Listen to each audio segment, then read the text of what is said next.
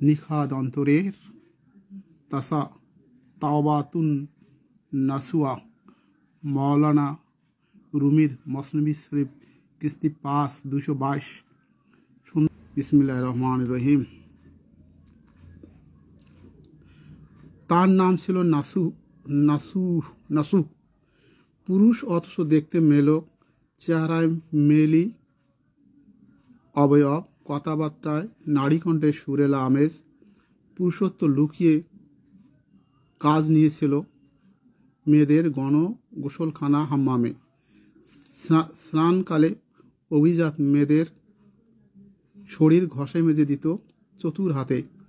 একদিকে তার জীবিকা নির্বাহ, অন্যদিকে কামনা চরিতার্থ হতো। তবে মেয়েলি বেশভূষা, পর্দা, নেকাবে সমাজকে ধোঁকা দিলেও এক ধরনের অপরাধ বোধ ছিল। রাতে ঘরে ফিরে বিবেকের দংশনে বেশ কয়েকবার তওবা করেছিল। মনে মনে সিদ্ধান্ত নিয়েছিল কাল থেকে আর কাজে যোগ দেবে না। কিন্তু সকালে উঠে নানা হিসাব নিকাশ মিলিয়ে দেখে হাম্মামে যেতেই হবে। রাতের তওবা ভেঙে পুনরায় হাম্মামে যায়। বছর পর বছর বিবেকের সাথে বিশ্বাসঘাতকতার কথা বুঝতে পারে নাসুহু। নফসের তাড়নায় বারবার পাপের মধ্যে জড়িয়ে পড়ে উদ্ধারের পথ খোঁজে এখন। একদিন এক আল্লাহওয়ালার কাছে গিয়ে বলে, হুজুর, আমি একটি বিপদে পড়েছি, কইতেও পারি না, ছাড়তেও পারি না, আপনার খাস দোয়া চাই। আল্লাহর ওলি তার মনের পুস্তিকা পড়ে জেনে যান রহস্য। মহান আল্লাহর একটি গুণ, তিনি অতিশয় সহনশীল, বান্দার দোষখাতা গোপন করেন। আল্লাহর ওলির তার মনের পুস্তিকা পড়ে জেনে যান রহস্য। মহান আল্লাহর একটি গুণ, তিনি অতিশয় সহনশীল, বান্দার দোষখাতা গোপন করেন। সেই গুণের প্রভাবে আলোকিত ছিল আল্লাহর ওলির হৃদয়। তাই তিনি ফাঁস করলেন না নাসিহের গোপন কথা। কারণ আল্লাহর মহব্বতের শরাব দিয়ে যাদের হৃদয় আলোকিত, তারা মানুষের গোপন কথা জানলেও প্রকাশ করেন না সহজে। হারকে রা আসরারে কার আমুক তান্দ মোহর করদন্দ ও ধানাস দুক তান্দ। যাকে শিখানো হয়েছে নানা কাজের রহস্য, দেখবে মোহরাঙ্কিত তাদের মুখ শিলাইকৃত। বুজুর্গ মুখের কোলে হাসি দিয়ে বলল, নাসুহু, দোয়া করছি আল্লাহ তোমাকে তওবা নসিব করুন। রাতে বুজুর্গ হাত তুলে দোয়া মাগেন নসুয়ের হেদায়েত লাভের জন্য। সেই দোয়া 7 আসমান পাড়ি দিয়ে পৌঁছে যায় আরশের মালিকের কাছে। আল্লাহর সাথে গভীর সম্পর্কের সুবাদে এই দোয়া কবুল হতে বিলম্ব হয়নি। ফল হলো আল্লাহ তাআলা একটি ওসিলা করে দিলেন, যাতে নাসুহু নিস্তার পায় ধ্বংসের গহ্বর হতে। একদিন হাম্মামে এক বিপত্তি ঘটে। রাজকুমারীর মণিখচিত কানের দুলটি হারিয়ে যায়। মহিলা তল্লাশি শুরু করে মূল্যবান রত্নটি খুঁজে পাওয়ার আশায়। ঝটপট হাম্মামের দরজা বন্ধ করা হলো।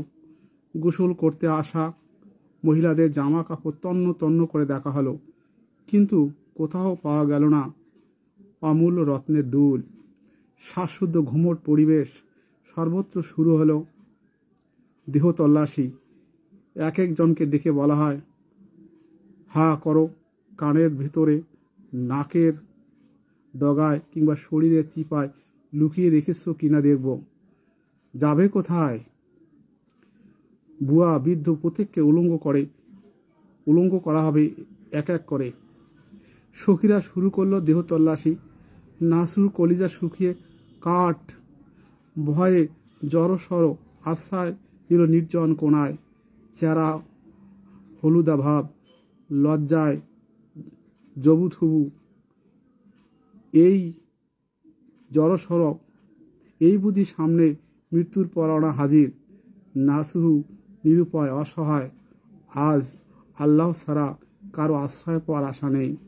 গুপ্ত ইয়ারব বারহা বারগাস্তে আম তাওবাহে আধাব বেশ কান্তে আম। বলল, প্রভু হে, বারবার করেছি অপকর্ম, তবার কথা ভুলে যত প্রতিজ্ঞা করেছি ভঙ্গ। আমি পাপী, পাপের সাগরে নিমজ্জিত, পাপ আমার স্বভাবে পরিণত। এই পাপের অনুশোচনায় আজ আমার কলিজা পুড়ে ছাই। লেলিহান শিখা দাউ দাউ করে আমার হৃদয়ের আঙ্গিনা জুড়ে। অনুতাপের আগুন জ্বলছে আমার চোখে মুখে। আমার মোনাজাতে দেখো কাবাব কলিজার গন্ধ আসে। দেহ তল্লাশিতে এখনই যদি আমার পালা আসে, অবস্থা কি হবে? আজকের মতো দুশ্চিন্তা কেন কাফেরের কপালেও যেন না জোটে। প্রভু হে, আমি তোমার রহমতের আশ্রয় চাই। তোমার দয়ার একটুখানি পরশ দাও। যদি মায়ের গর্ভ থেকে জন্ম না নিতাম, যদি কোনো নেকড়ের আক্রমণে প্রাণ দিতাম, প্রভু হে, তুমি অগতির গতি, আমি পাপীর প্রতি তোমার মহান সত্তার যোগ্য ক্ষমার প্রকাশ চাই। চারদিক ঘিরে সাববিচ্ছুর দংশনে আমার মস্তিষ্ক বিক্ষিপ্ত। তুমি আজকের জন্য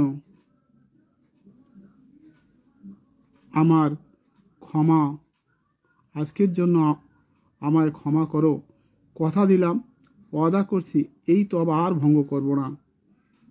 এই তবা ব্যতিক্রম যদি কখনো করি, প্রভু হে, আমার কোনো দোয়া তুমি কবুল করবে না, কথা দিচ্ছি। নাসুর অশ্রুতে বুক ভেসে যাচ্ছিল, যেন তার সামনে আজরাইল হাজির। ডাক দেওয়া হলো, সবার দেহ তল্লাশি শেষ, এবার নাসুহের পালা। তখনই নাসুর পড়ে গেল বেহুশ হয়ে ধপাস করে, যেন ভাঙা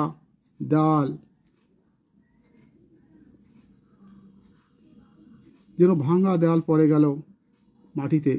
নাসুহের দেহের পিঞ্জর ছেড়ে রুহু উড়াল দিল ঊর্ধ্বলোকে।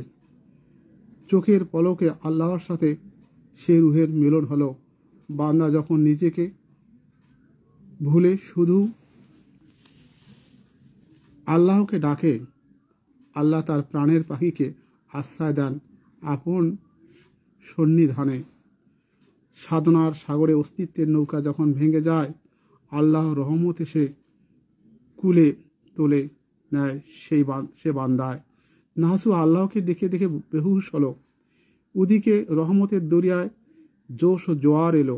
রহমতের দরিয়ার জোয়ারে পাথরের মতো কঠিন হৃদয় বিগলিত হয় কান্নায়, অশ্রু জলে। গ্রীষ্মের তাপদাহ যখন আল্লাহর রহমতের বাড়িবর্ষণ শুরু হয়, সবুজের সমারোহে চারদিক বনবীথিকায় রূপান্তরিত হয়। হঠাৎ আওয়াজ উঠল, পাওয়া গেছে। শাহজাদি নিজেই ও কোনায় রেখেছিল, পাওয়া গেছে।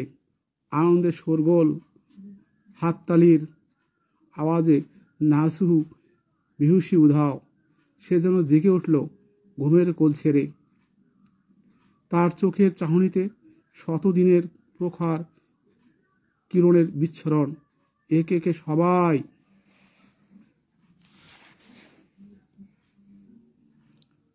এসে ক্ষমা চায় নাসুহের কাছে।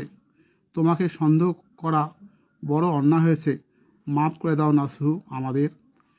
অনুসন্ধানীরা নাসুহের প্রতি সবচেয়ে বেশি সন্দিহান ছিল, কারণ সে ছিল শাহজাদির প্রিয়পাত্র।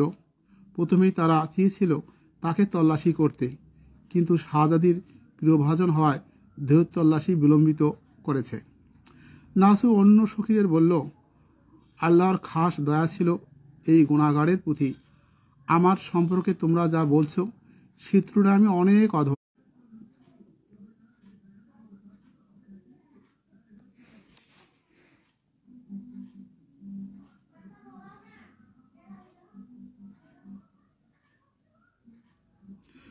নাসু অন্য সখীদের বলল, আল্লাহর খাস দয়া ছিল এই গুনাহগারের প্রতি।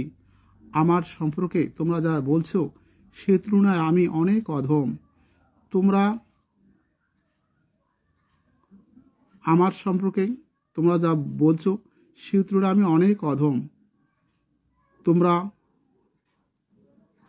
আমি গুনাহগারের কাছে ক্ষমা প্রার্থনা চাও। আমি গুনাহগারের কাছে কেন ক্ষমা চাও? তোমরা আমি গুনাহগারের কাছে কেন ক্ষমা চাও? আমি তো এ যুগের সবার চেয়ে নিকৃষ্ট। লোকেরা আমার সম্পর্কে কতটুকু কি জানে? লোকেরা আমার সম্পর্কে কতটুকু কি জানবে? আমার হাজারো পাপ মন্দ কাজের হয়তো একটি মানুষ জানে, বাকি আমি জানি আর আমার প্রভু জানেন। তিনি তার সাত্তারিয়াত বান্দার দোষ পাপ গোপন রাখার গুণে গুণান্বিত। আল্লাহ আমার দোষ খাতা দেখার পরেও গোপন করে রেখেছেন। মানুষের কাছে অপমানিত করেননি। তিনি আমার সব পাপ মোচন করে দিয়েছেন। দুজকের ভাগী ছিলাম, বেহেশতের কাতারে এনেছেন। গুনাহের কারণে আমি আহাজারি করেছি। সে আহাজারিকে আল্লাহ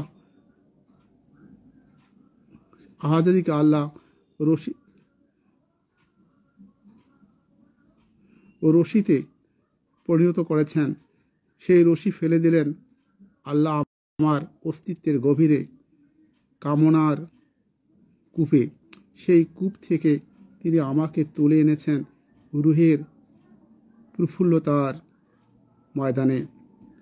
গড়ে স্বরে হার মুয়ে মান আবাদ জবান শোকরাহে তো নাদ দার বয়ান। আমার প্রতিটি লোমের যদি হয় একটি করে রসনা, তবু তোমার শুকর আদায় করে শেষ করা যাবে না। কয়দিন গেল হামামে ডাক পড়ে, নাসু কেন আসে না? শাহজাদির ডাকুয়াকে সাপ বলে দেয়, ওখানে আর যাব না, আমি অসুস্থ, হাতে ব্যথা, আমার হাত কাজ করছে না। শাহজাদিকে বলে দিও যাতে অন্য কোনো চিন্তা করে, আমার পক্ষে আর কখনো যাওয়া সম্ভব হবে না। তাবাই কদ্দাম হাকিকত বা খোদা নাসকানম তাজান সুদান আজ তনজুদা। তবা করেছি হাকিকি আল্লাহর সাথে অঙ্গীকার, দেহ থেকে প্রাণ বেরোবার আগে ভাঙব না আর। মৌলানা আরও বলেন, স্তন থেকে দুধ বের হবার পর দুধ পুনরায় স্তনে ঢোকে না, তেমনি খাঁটি অন্তরে তবা করলে বান্দা সেই গুনাহে ফিরে যায় না। মনে আগ্রহ নিয়ে সেই গুনাহের কথা স্মরণও করে না, বরং দিন দিন সেই গুনাহের প্রতি তার ঘৃণা বাড়তে থাকে। গুনাহের প্রতি এই ঘৃণাবোধ প্রমাণ করে দেয় বান্দার তবা কবুল হয়েছে। যদি মন কৃত গুনাহের প্রতি পুনরায় আগ্রহ দেখায়, বুঝতে হবে যে তার তবা কবুল হয়নি। তাই কোরআন মজিদে ইরশাদ হয়েছে, আল্লাহ অবশ্যই সেসব লোকের তবা কবুল করবেন যারা ভুলবশত মন্দ কাজ করে এবং সত্তর তবা করে। এরাই সেই লোক যাদের তবা আল্লাহ কবুল করবেন। আল্লাহ সর্বজ্ঞ প্রজ্ঞাময়। তবা তাদের জন্য নয় যারা আজীবন মন্দ কাজ করে। অবশেষে তাদের কারো মৃত্যু উপস্থিত হলে সে বলে, আমি এখন তবা করছি। এবং তাদের জন্যও নয় যাদের মৃত্যু হয় কাফের অবস্থায়। এরাই তারা যাদের জন্য মর্মন্তুদ শাস্তির ব্যবস্থা করেছি। সূরা নেসা 17 হইতে 18 নম্বর আয়াত। আল্লাহ পাক আরও ইরশাদ করেন, হে মুমিনগণ, তোমরা আল্লাহর নিকট তওবা করো, বিশুদ্ধ তওবা। আশা করা যায় যে তোমাদের প্রতিপালক তোমাদের মন্দ কাজগুলো মোচন করে দিবেন এবং তোমাদের দাখিল করবেন জান্নাতে, যার পাদদেশে নদী প্রবাহিত। সূরা তাহরিম আয়াত 8।